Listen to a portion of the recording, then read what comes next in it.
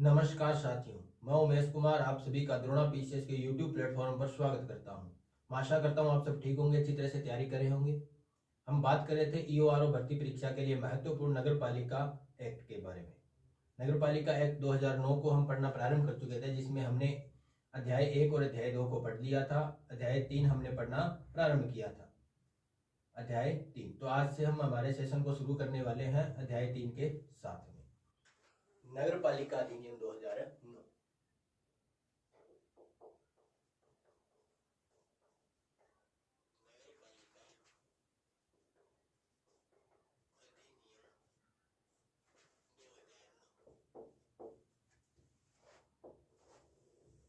इसमें हमने अब तक 2 अध्यायों को पढ़ लिया, तीसरा अध्याय हम कंटिन्यू कर रहे थे। पिछले सेशन में हमने धारा 54 तक बात की थी। आज आगे की धाराओं को देखेंगे। एक बार पहले पिछला रिवाइज कर लेते हैं, उसके बाद आगे पढ़ना प्रारंभ करते हैं। अध्याय 3।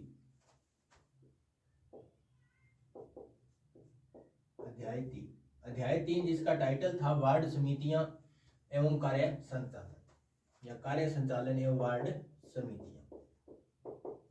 कार्य संचालन एवं वार्ड समिति।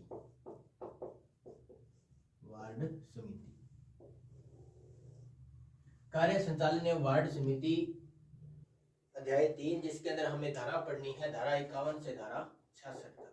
धारा 51 से 66 तक हमें धाराएं पढ़नी है, जिसमें हमने 54 धाराओं तक देख लिया था। आगे की धाराओं को आज हम कंटिन्यू करेंगे। हमने पढ़ी धारा 51।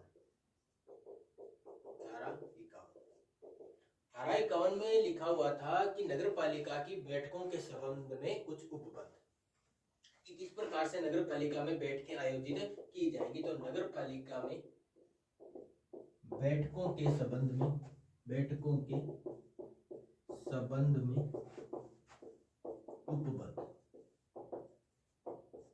उपबंध या नगर पालिका की बैठकों के संबंध में उपबंध हमने धारा 51 में देखा था, जिसमें हमने 2 प्रकार की बैठकों के बारे में पढ़ा था। एक तो थी साधारण बैठक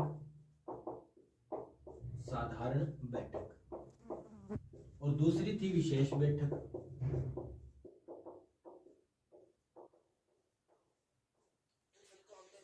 पढ़ा था। यदि आपने ये पिछली वीडियो नहीं देखी है तो आप द्रोणा पीसीएस के यूट्यूब प्लेटफॉर्म पर ये वीडियो देख सकते हैं। इस क्लास का लिंक आपको डिस्क्रिप्शन में भी मिल जाएगा। इसमें हमने 2 बैठकों के बारे में देखा था। डिटेल से चर्चा हमने पिछली क्लास में कर रखी है। फिर हमने पढ़ी थी धारा 52। धारा 52 में लिखा था व्यष्टि सदस्यों के अधिकार, यानी कि नगर पालिका के जो सदस्य हैं उनके क्या अधिकार है और क्या उनके विशेषाधिकार है, वो भी हमने पढ़ा था। टाइटल क्या था इसका? तो व्यष्टि सदस्यों का या व्यष्टि सदस्यों के अधिकार एवं विशेषाधिकार, अधिकार एवं विशेषाधिकार।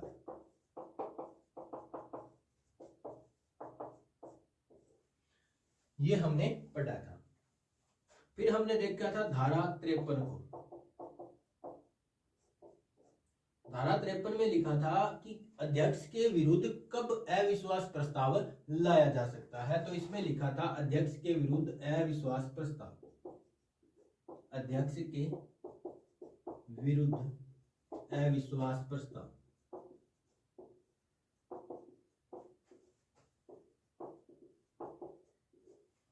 हमने देखा था कि पहले वर्ष तो अविश्वास प्रस्ताव नहीं लाया जा सकता, फिर उसके बाद दूसरे वर्ष में एक बार अविश्वास प्रस्ताव लाया जा सकता है। यदि वो पारित हो जाता है तो अध्यक्ष को अपना पद छोड़ना पड़ेगा, और यदि वो पारित नहीं होता है तो उसके बाद 2 वर्षों तक अविश्वास प्रस्ताव नहीं लाया जा सकता। ये हमने इस धारा में देखा। फिर हम पढ़ रहे थे धारा 54 को। धारा 54 क्या लिखा था? धारा 54 में इसमें लिखा था वार्ड समितियां, कि नगर पालिका में वार्ड समितियों का गठन कैसे होता है, उनमें सदस्य कहां से और किस प्रकार से उसमें सदस्य आते हैं। तो इसमें हमने देखा था वार्ड समिति के बारे में। वार्ड समिति में हमने देखा था कि 3 लाख जनसंख्या पर वार्ड समिति का गठन किया जाता है। 3 लाख या उससे अधिक जनसंख्या होने पर वार्ड समिति का गठन किया जाता है। एक वार्ड समिति में एक से अधिक वार्ड भी शामिल किए जा सकते हैं। तो इस प्रकार से हमने इसकी गठन के बारे में देखा था। फिर हमने देखा था इसमें सदस्य कौन कौन बनते हैं। तो दो प्रकार के सदस्य हमने इसमें देखे थे। वार्ड समिति में सदस्य दो प्रकार के हमने देखे थे। कैसे कैसे देखे थे? तो एक तो था निर्वाचित सदस्य और दूसरा मनोनीत सदस्य।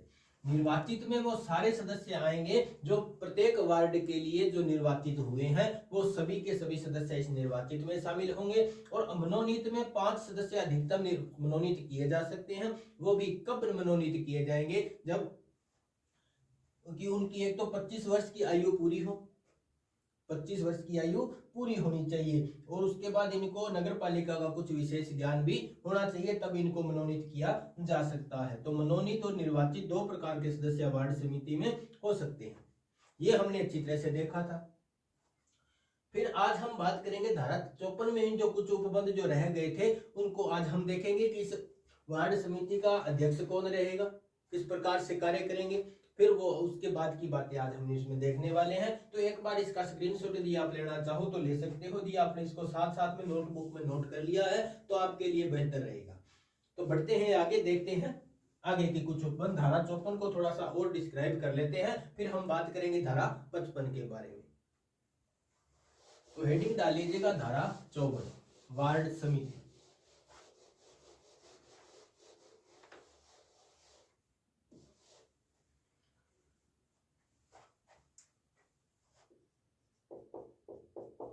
धारा 54 का टाइटल है वार्ड समिति। ये तो हमने देख लिया था कि वार्ड समिति का गठन होता है 3 लाख या उससे अधिक जनसंख्या पर वार्ड समिति का गठन किया जाता है। सदस्य इसमें निर्वाचित हो सकते हैं और कौन से हो सकते हैं? मनोनीत हो सकते हैं। अब बात करते हैं कि इसका अध्यक्ष कौन बनेगा, वार्ड समिति का अध्यक्ष।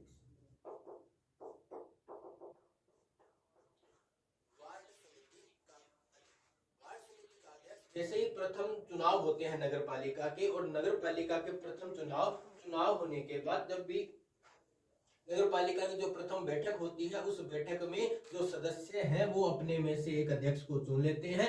और वो जो वार्ड जिसमें कम से कम 2 या 2 से अधिक वार्डों के सदस्य एक साथ बैठे हों, तो वो अपने में से एक को अध्यक्ष चुन लेते हैं। इसमें क्या है कि इसमें लिखा गया है कि इस अध्यक्ष का चुनाव या इसका चुनाव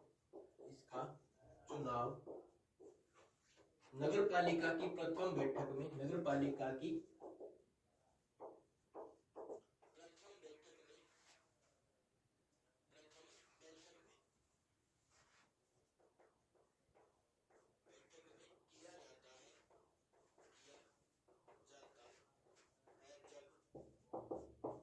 2 या अधिक वार्डों के सदस्य एक साथ बैठे हो, तब इसका चुनाव कर लिया जाता है।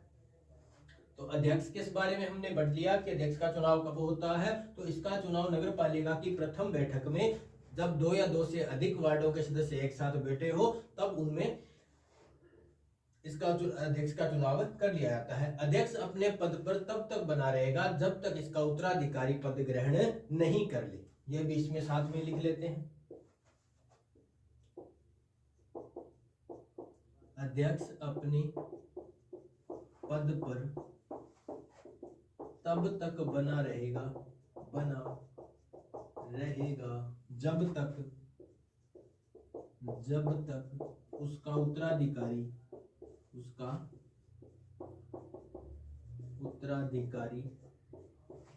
उत्तराधिकारी पद ग्रहण न कर ले।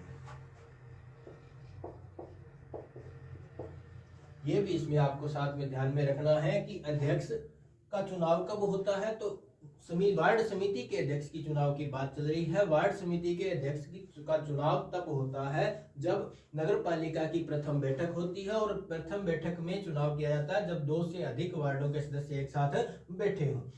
ये जो अध्यक्ष है अपने पद पर तब तक बना रहेगा जब तक इसका उत्तराधिकारी अपना पद ग्रहण न कर ले, तब तक ये यहाँ पे बैठा।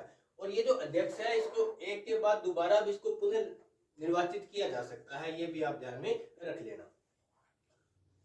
ये तो हुई बात वार्ड समिति की। बात कर लेते हैं वार्ड समिति की बैठक के लिए कोरम क्या है। वहां से भी क्वेश्चन पूछा जा सकता है कि वार्ड समिति के लिए जो कोरम है वो कितना रहता है। कोरम आप समझ गए होंगे, कम से कम सदस्य की संख्या जो बैठक आयोजित करने के लिए अनिवार्य है, उसे कोरम कहते हैं। उस कोरम में कितने सदस्य कम से कम होने चाहिए, तो वार्ड समिति के लिए जो कोरम निर्धारित किया गया है वो कितना है देख लेते हैं।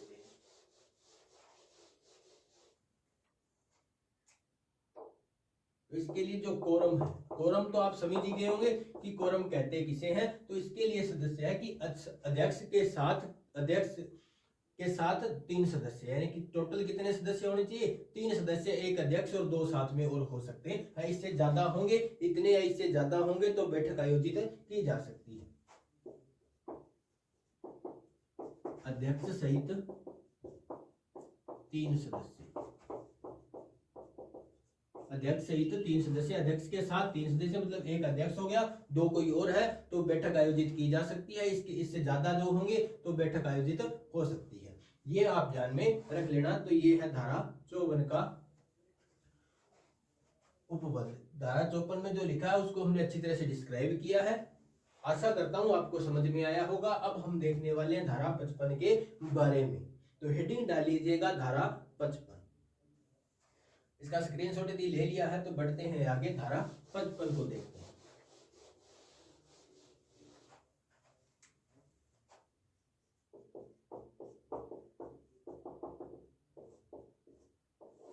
धारा 55 में लिखा है समितियां। वार्ड समिति के अलावा भी कुछ और समितियां होती हैं, अलग अलग कार्यों को करने के लिए अलग अलग समितियां बनाई जाती हैं। वो जो समितियां हैं उनका उल्लेख इसमें किया गया है, धारा 55 में किया गया है। इसके अंदर 2 प्रकार की समितियों का उल्लेख किया गया है। कौन सी जो समितियां हैं हम उनको देखेंगे। ऐसा समझ लो कि समितियां बनाई कब जाती है, तो नगर पालिका में कार्य करने के लिए अलग अलग समितियां बनाई जाती हैं। 2 प्रकार की समितियां हैं, कैसी कैसी है वो हम देखते हैं। इसके अंदर एक तो है कार्यपालक समिति, एक कैसी है, कार्यपालक समिति, और उसके साथ दूसरी है अन्य समितियां, अन्य समितियां। कार्यपालक समिति और अन्य समितियां, अन्य समितियों में 5-7 प्रकार की अलग अलग कार्यों को करने के लिए अलग अलग समितियां हैं। उन सभी के बारे में हम आज देखने वाले हैं। तो पहले देखते हैं कार्यपालक समिति के बारे में। तो पहले हम देखते हैं कार्यपालक समिति।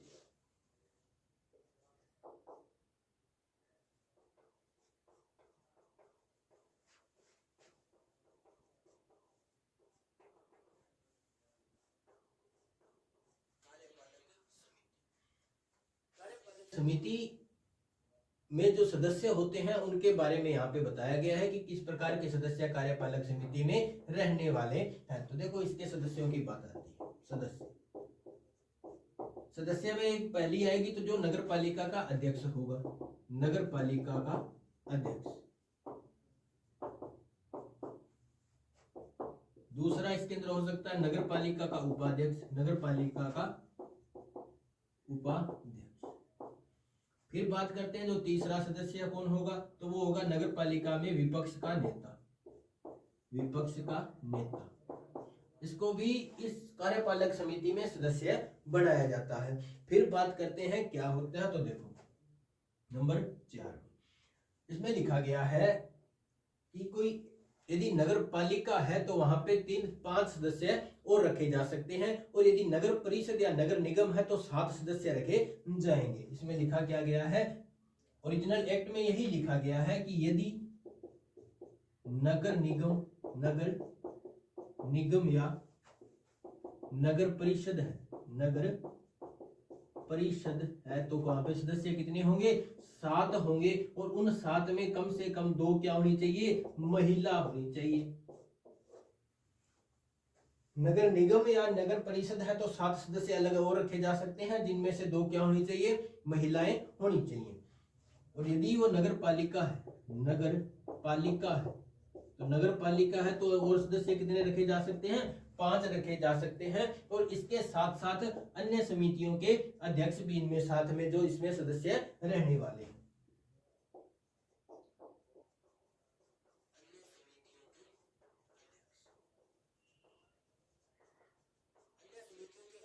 इस कार्यपालक समिति में सदस्य रहने वाले हैं। तो कार्यपालक समिति में सदस्य कौन कौन बन सकता है?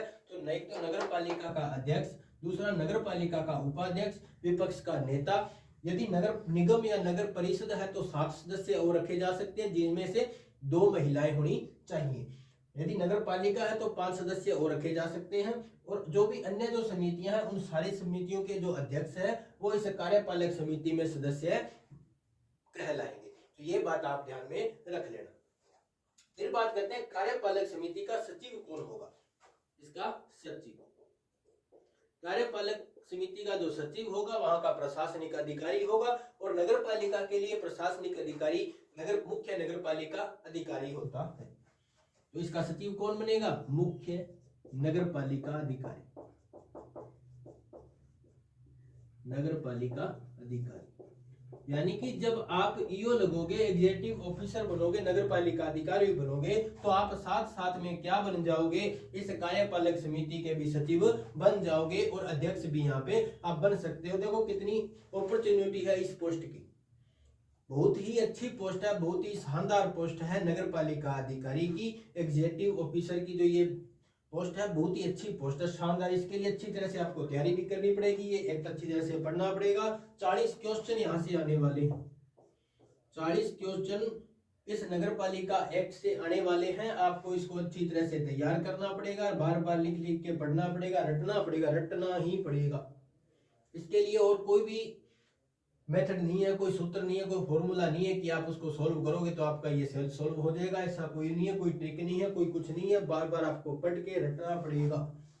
यदि कोई कहता है कि ट्रिक से आपको याद हो जाएगा तो बिल्कुल गलत है।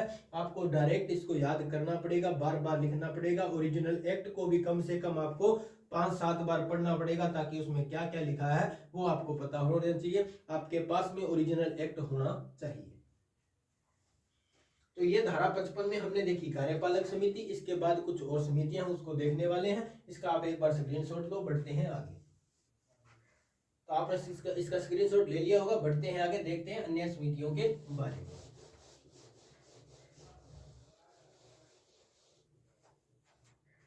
समितियों में 2 नंबर हम देखेंगे अन्य समिति।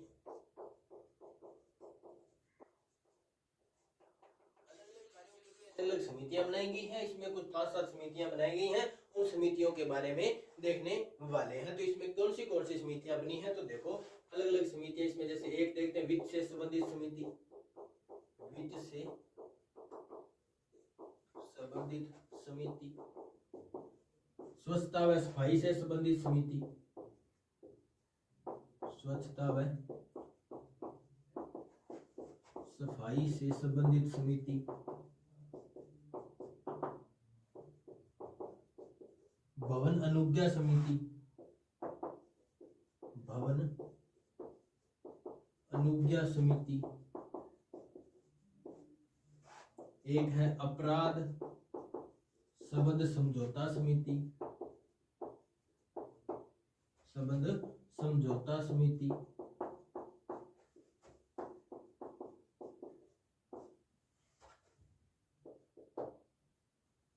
वित्त से संबंधित समिति, स्वच्छता व सफाई से संबंधित समिति, भवन अनुज्ञा संबंधी समिति, अपराध संबंध समझौता समिति, एक है गंदी बस्ती से संबंधित समिति, गंदी बस्ती से संबंधित समिति,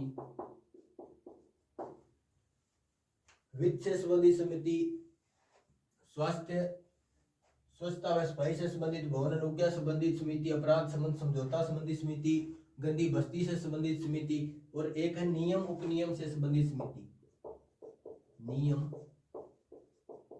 उपनियम संबंधित समिति,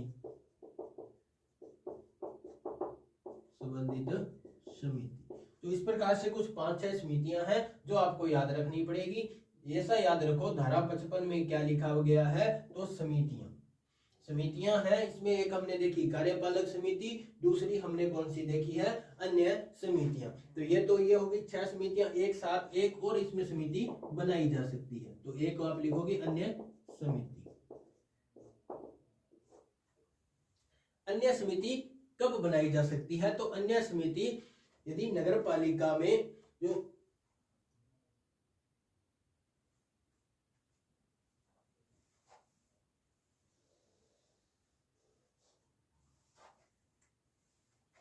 इनके साथ साथ है एक अन्य समिति, अन्य समिति। तो इस प्रकार से कुल कितनी 5-7 समितियां हैं, एक अन्य समिति बनाई जा सकती है। अगर ये नगर पालिका है तो इस अन्य समिति में कुल 4 सदस्य रखे जा सकते हैं, और यदि ये नगर परिषद है तो इसमें 6 सदस्य, और नगर निगम है तो इसमें 8 सदस्य और रखे जा सकते हैं। किसमें, इस अन्य समिति के अंदर एक समिति और बनाई जा सकती है। तो इस प्रकार से हमने कुछ समितियों के बारे में बात की है। कुल कितनी समितियां हमने देखी, तो 6 समितियों के नाम हमने देखे, साथ में एक अन्य समिति भी बनाई जा सकती है। तो ये हमने कुछ समितियों के बारे में देखा, धारा 55 के बारे में देखा। अब हम देखेंगे धारा 56 के बारे में कि धारा 56 में क्या लिखा गया है, किस प्रकार से हम उसको पढ़ सकते हैं, वो भी इसमें देखने वाले हैं। तो इसको आपने लिख लिया होगा, स्क्रीनशॉट ले लिया होगा। बढ़ते हैं आगे, देखते हैं धारा 56 के बारे में।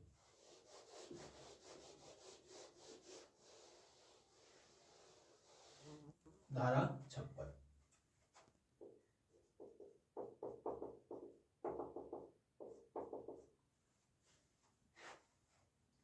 धारा 56 में लिखा है कि जो सदस्य है उन सदस्यों के अलावा वार्ड समितियों में अन्य लोग कब कार्य कर सकते हैं, ये इसमें लिखा गया है। क्या लिखा गया है, तो ये देखो, सदस्यों के अलावा वार्ड समितियों में अन्य व्यक्ति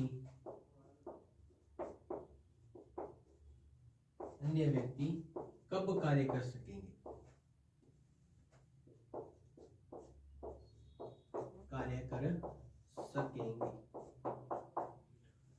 कि वार्ड समितियों के जो सदस्य हैं उनके अलावा भी क्या कोई लोग वार्ड समितियों में कार्य कर सकते हैं क्या, यदि कर सकते हैं तो कब कार्य कर सकेंगे, उसके बारे में इसमें लिखा गया है। इसमें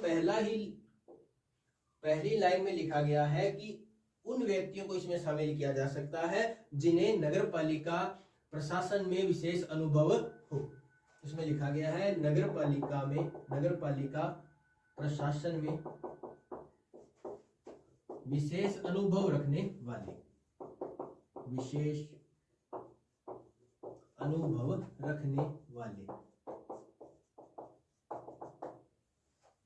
होने कैसे चाहिए, वो उनका जो भी लोग, उन्हें अलग से जो व्यक्ति है जो सदस्य नहीं है वार्ड समितियों में, उनको यदि नगर पालिका में कार्य करने के लिए रखा जाता है तो कम से कम उनमें क्या होना चाहिए, नगर पालिका प्रशासन में विशेष अनुभव होना चाहिए। उसके बाद क्या और जो विशेषताएं, किस प्रकार से उनको रखा जा सकता है, क्या प्रावधान है, वो ऐसे है कि जो ये सदस्य है, इनके जो वार्ड समितियों के जो सदस्य हैं उनमें से कम आधे सदस्यों द्वारा प्रस्ताव पारित करना पड़ेगा या संकल्प पारित करना पड़ेगा। उसके बाद इन जो अध्यक्ष है वो अन्य व्यक्तियों को वार्ड समिति में शामिल कर सकेगा। इसमें लिखा कम से कम आधे सदस्यों द्वारा संकल्प या प्रस्ताव देने पर अध्यक्ष अन्य व्यक्तियों को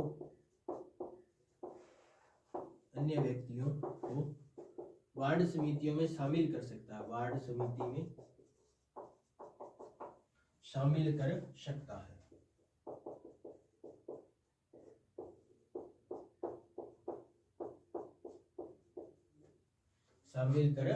है। अन्य सदस्यों को शामिल तब कर सकेंगे जब एक तो उनमें क्या हो, नगर पालिका प्रशासन में विशेष अनुभव हो, दूसरा कि जो वार्ड समितियों के सदस्य हैं उनमें कम से कम आधे सदस्यों द्वारा संकल्प पारित किया जाना चाहिए या प्रस्ताव देने पर जो अध्यक्ष है वो अन्य व्यक्तियों को वार्ड समितियों में कार्य के लिए बुला सकता है या उनमें शामिल कर सकता है। तो ये बातें हैं अन्य सदस्यों के बारे में, तो इसको आप ध्यान में रख लेना। ये जो धारा है ये कार्यपालक समिति पर लागू नहीं होती, तो एक नोट लगा लेना। यह धारा कार्यपालक समिति पर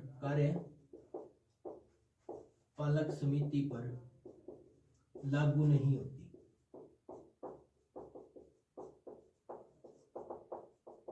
इसका मतलब यही है कि कार्यपालक समिति में सदस्यों के अलावा अन्य व्यक्तियों को शामिल नहीं किया जा सकता। ये आप अच्छी तरह से ध्यान में रख लेना।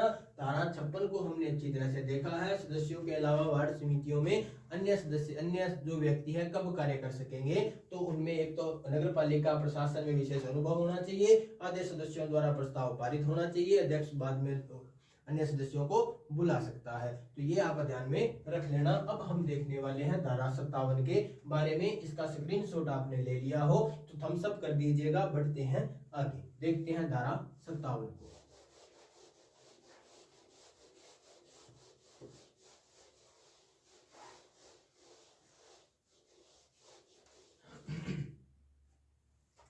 अब देखते हैं धारा 57।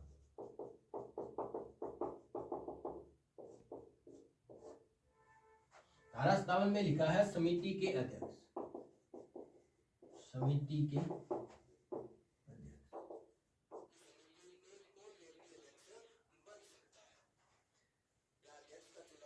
में कैसे होता है वो सारा हम देखेंगे। कौन अध्यक्ष बन सकता है वो सब इसमें दिया गया है। तो समितियों के जो अन्य जो समितियां हैं, वार्ड समिति के अलावा अन्य जो समितियां हैं उनमें जो अध्यक्ष बनेंगे किस प्रकार से बनेंगे, तो इसमें लिखा गया है। पहला देखो, यदि अध्यक्ष यानी अध्यक्ष किसका, तो नगर पालिका। यदि नगर पालिका अध्यक्ष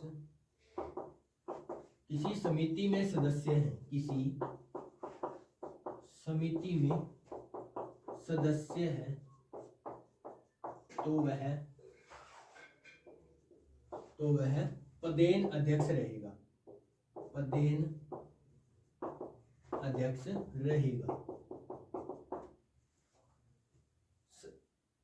जो समितियां हैं उनके अध्यक्ष बनने के लिए पहली योग्यता यही होती है कि वो उस समिति के सदस्य होने चाहिए। अपने उन सदस्यों में से ही किसी एक को अध्यक्ष बनाया जाता है। तो यदि नगर पालिका का जो अध्यक्ष है वो यदि किसी समिति का सदस्य है तो अपने आप ही उस समिति का अध्यक्ष बन जाएगा। फिर बात आती है कि यदि नगर पालिका अध्यक्ष उस समिति में सदस्य नहीं है लेकिन नगर पालिका का उपाध्यक्ष उस समिति में सदस्य है, तो उस समिति का अध्यक्ष कौन बन जाएगा, नगर पालिका का जो उपाध्यक्ष है वो उसमें पदेन अध्यक्ष बन जाएगा। यदि नगर पालिका उपाध्यक्ष किसी समिति में सदस्य है तो वह उसका या उस समिति का पदेन अध्यक्ष रहेगा। पदेन अध्यक्ष रहेगा। ये भी बात आप ध्यान में रख लेना। यदि ऐसा कुछ भी नहीं है तो अन्यथा सदस्य अपने में से ही किसी एक को अध्यक्ष चुन लेते हैं। अन्यथा सदस्य अपने में से किसी एक को अध्यक्ष चुन लेते हैं। तो ये भी बात आप ध्यान में रख लेना कि समिति में अध्यक्ष कैसे बनते हैं। यदि अन्य समितियों की बात है, यदि वार्ड समिति की बात होती तो उसमें तो हमने देखा था धारा 54 में हमने ये देखा था कि वार्ड समिति के जो अध्यक्ष है उनका चुनाव नगर पालिका की प्रथम बैठक में होता है जब 2 से अधिक वार्डों के सदस्य एक साथ बैठे हो। लेकिन जो अन्य जो समितियां हैं उनमें जो अध्यक्ष कैसे बनेंगे, तो यदि नगर पालिका अध्यक्ष उस समिति का सदस्य है तो वो उसका अध्यक्ष रहेगा। यदि नगर पालिका उपाध्यक्ष किसी समिति का सदस्य है तो वो वहां का अध्यक्ष रहेगा। यदि ऐसा जो ऊपर वाली ये दोनों स्थितियां नहीं बनती तो सदस्य अपने में से किसी एक का चुनाव कर लेते हैं अध्यक्ष पद के लिए। तो ये बातें हुई अध्यक्ष के बारे में। आप इसका स्क्रीनशॉट लीजिए। बढ़ते हैं आगे, देखते हैं धारा 58 को। बढ़ते हैं आगे, देखते हैं धारा 58 के बारे में।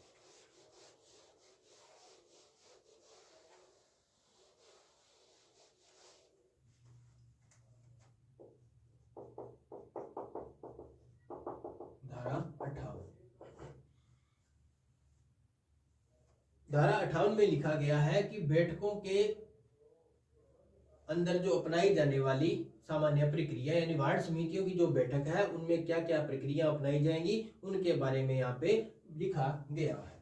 तो इसमें आप हेडिंग डाल लीजिएगा। इसके जो टाइटल है वो है बैठकों में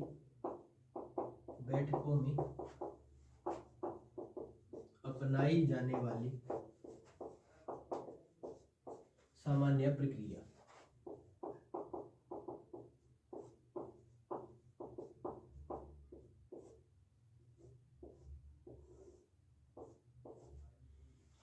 आप ये देख लेना धारा 58 में क्या लिखा है कि बैठकों में अपनाई जाने वाली सामान्य प्रक्रिया, बैठक कैसे बुलाई जा सकती है वो उसके बाद हम देख लेते हैं।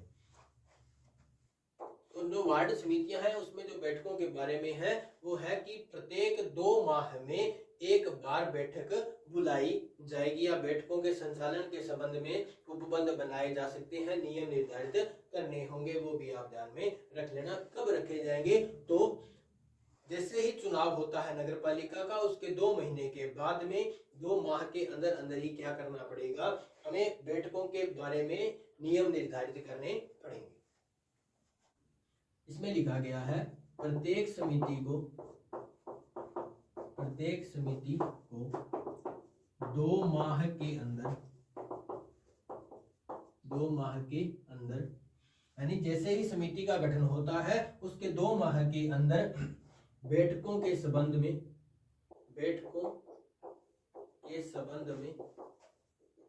नियम निर्धारित करने होंगे,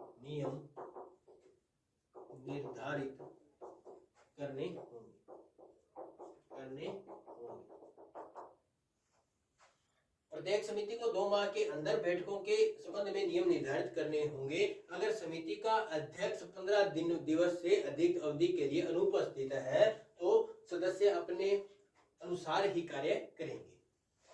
इसमें लिखा गया है यदि समिति का अध्यक्ष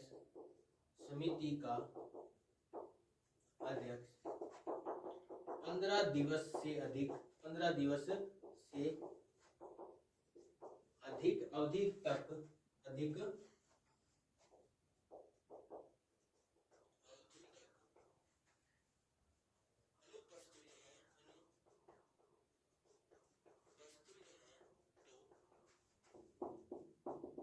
सदस्य अपने अनुसार कार्य करेंगे।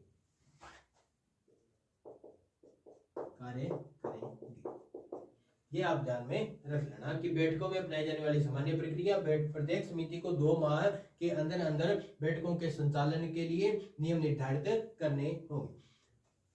तो ये है धारा 58 में बैठकों में अपनाई जाने वाली सामान्य प्रक्रिया, धारा 58। अब देखते हैं धारा 59 के बारे में। आगे जो धाराएं हैं 2-3 धाराएं, उनके आपको केवल टाइटल याद करने हैं। टाइटल यदि आपको याद हो जाएंगे तो आपके लिए वो बेहतर रहेगा, क्यों ज्यादा उनमें कुछ जो लिखा गया उसमें जो कार्य दिए गए हैं, आगे 2-3 जो समितियां हैं उनके जो कार्य क्या है वो उस कार्य की एक बड़ी सी लिस्ट दे रखी है जो आपको एक्ट में देखनी पड़ेगी। तो अब देखते हैं धारा 59 के बारे में।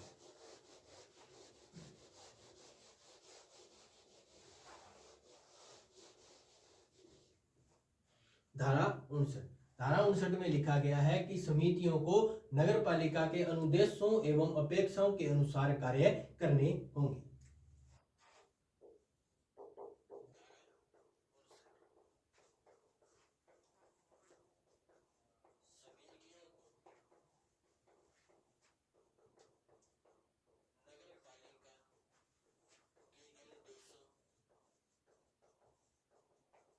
एवं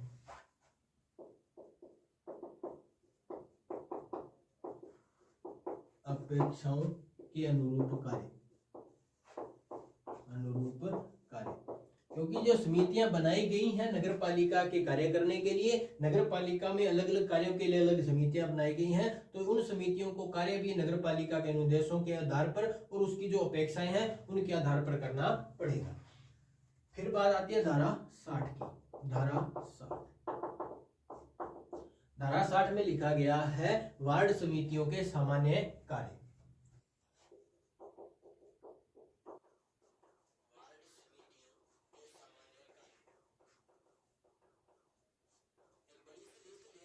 मुख्य जो एक्ट है उसके अंदर आप उसको एक बार रीड आउट कर लीजिएगा ताकि आपको पता रहे कि क्या क्या कार्य वार्ड समितियों के है। टाइटल यदि आप याद रख लेते हो तो आपके लिए बहुत अच्छा रहेगा। टाइटल है धारा 60 का वार्ड समितियों के सामान्य कार्य। एक बार इतना यदि आप याद रख लेते हो तो आपके लिए बहुत ही अच्छा रहेगा। तो ये आज हमने देखी धारा 54 से लेकर के धारा 60 तक। तो कैसी लगी आज की ये क्लास हमें कमेंट में जरूर बताना। अगर अच्छी लगी हो तो लाइक कर देना, अपने साथियों को शेयर कर देना। यदि आपने चैनल को सब्सक्राइब नहीं किया है तो द्रोणा पीसीएस के यूट्यूब प्लेटफॉर्म को सब्सक्राइब कर लेना, बेल आइकन को ऑन कर लेना ताकि आने वाली क्लासों के नोटिफिकेशन आपको मिलते रहे। तो मिलते हैं अगली क्लास में, तब तक के लिए धन्यवाद।